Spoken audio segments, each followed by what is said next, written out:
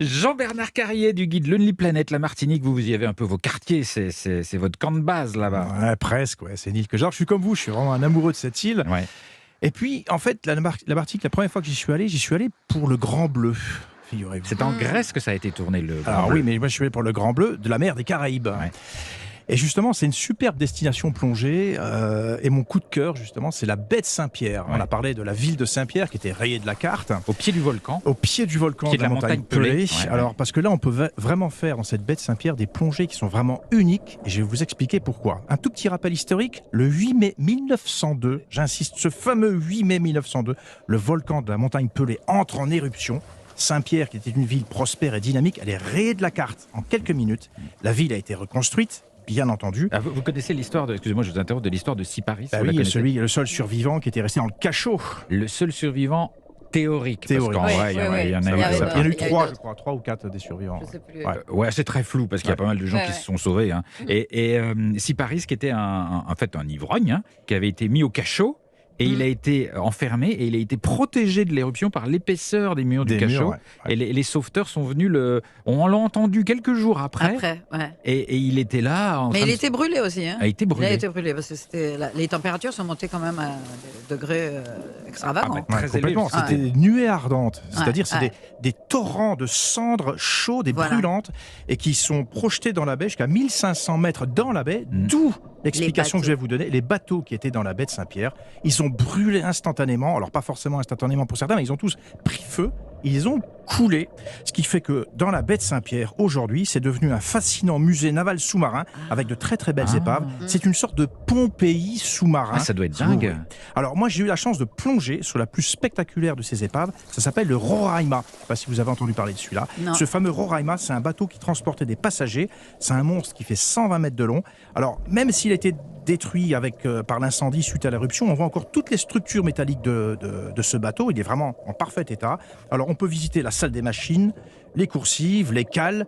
Et je peux vraiment vous assurer que la vision de ce monstre englouti qui apparaît dans le halo bleuté, c'est franchement quelque chose d'indélébile. Alors, il y a un seul inconvénient quand même pour cette plongée. Elle est réservée aux plongeurs confirmés parce qu'ils reposent à moins 50 mètres de fond dans la baie. Ah, bah, moins 50, il faut y aller quand même. Il faut être d'un très bon niveau 2, 3 minimum en plongée. Donc, c'est vrai que c'est le seul inconvénient. Mais c'est magique de voir ça sous l'eau, à 50 mètres.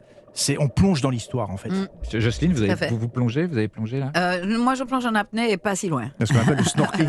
Vous avez des cours de snorkeling à nous conseiller? Non, j'ai pas pris. Non, j'ai pas pris parce que je fais de la natation, moi. Donc, je faisais beaucoup de longueur sans respirer et tout. Donc, je plongeais en apnée, mais pas très loin, pas très profondément. Voilà. Côté festivité, Jean-Bernard, il y a des choses que vous appréciez là-bas? J'ai eu la chance d'assister au plus grand événement, de ce que je considère le plus grand événement dans la culture créole, le fameux carnaval, Jocelyne. Bien Carnaval sûr. à Fort-de-France. Je suis arrivé là, je venais de l'hiver parisien ou lorrain, je ne sais plus où j'étais avant de partir. Je suis arrivé là à Fort-de-France et c'était absolument magique. J'étais fasciné par l'ambiance et surtout l'implication de toute la population. C'est ça. C'est en février, effectivement. Alors il y a une ferveur incroyable, une atmosphère de liesse qui est absolument communicative. Je me suis laissé emporté par ce torrent de fêtes, de couleurs, de sons et d'ambiance. Il est emporté par le courant. N'en dirons pas On ne plus. peut pas le retenir. Alors je vais quand même expliquer comment ça se passe, ce carnaval. Alors pendant les 4 jours qui précèdent le mercredi des cendres, c'est toute l'île qui vit au rythme endiablé de cette grande fête populaire. Alors il y a des défilés costumés qu'on appelle les vidés, très spectaculaires. Il y a des musiciens, des danseurs et aussi, ce que j'ai adoré, des vieilles voitures customisées et surchargées qu'on fait vrombir. Ces énormes voitures. Ça s'appelle les Bradjak. Voilà, les Bradjak. Voilà, j'arrivais pas à le prononcer, mais grâce à vous, c'est fait. Et puis, il y a les personnages traditionnels, évidemment. Un carnaval sans les figures emblématiques, ça serait plus un carnaval. Qu'est-ce qu'il y a comme personnage? Il y a les malpropres. Les malpropres? Alors, c'est quoi les malpropres? Jocelyne, vous nous le dites? Les malpropres, c'est du délire, quoi. Oui, c'est du délire, ouais. 9 fois sur 10, enfin 9 fois sur 10, pas vraiment. On va dire 6 fois sur 10, les hommes se déguisent en femmes. Voilà. C'est des etc. travestis, en fait. Ils sont pas nécessairement, sont pas des vrais travestis, mais c'est simplement parce qu'ils aiment toujours taquiner la femme. Oui, voilà. Tout est bon pour taquiner. Alors, la les femmes, femme. en général, elles prennent toutes les choses précieuses qu'elles ont et elles mettent ça sous coffre pour que le mari ne détruise pas ça pendant le carnaval. Pourquoi il le détruirait? Parce qu'ils n'ont pas tout à Pour se fait la déguiser. même taille. Ouais. Quelquefois, ils sont un peu plus costauds quand même. Ah oui. Quand vous mettez votre joli petit haut que vous aviez prévu pour la fête, l'anniversaire d'une copine et que vous le voyez sur votre mari, vous avez envie de pleurer. Ils cachent leurs vêtements, c'est ça. Ils mettent les vêtements de leurs épouses. Ils mettent leurs vêtements de leurs épouses et c'est ça, celui qui sera le plus le plus mal propre, le plus mal propre, le plus n'importe comment. Alors, il y a aussi les diables rouges, les diables rouges, ça c'est oui, très ça beau c'est à voir important. aussi. C'est très important, c'est très Alors ça c'est le intimidant mardi. presque. En fait, le truc c'est que le dimanche, c'est tout le monde, c'est un peu libre, c'est free.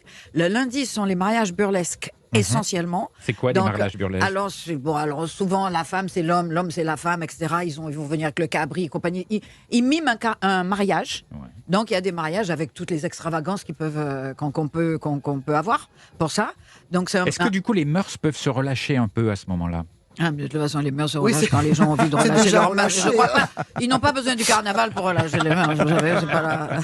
Je crois pas que. Alors évidemment. Ça... Et aussi le roi Vaval, le fameux mannequin géant que l'on brûle, qu'on incinère le dernier jour. C'est très impressionnant comme spectacle, ça également.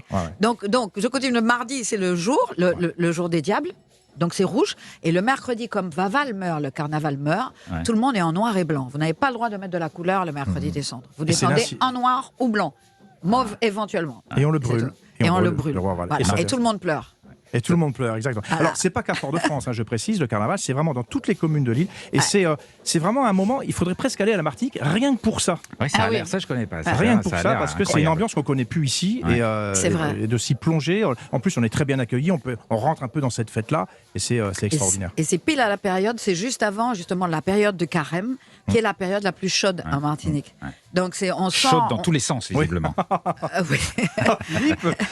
Voilà. Merci beaucoup, les amis. Merci Jean-Bernard. Merci Jocelyne Bernois.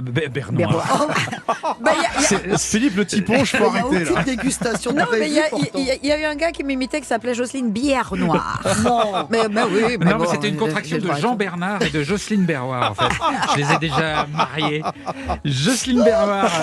C'est l'effet carnaval. Merci de nous avoir raconté votre Martinique.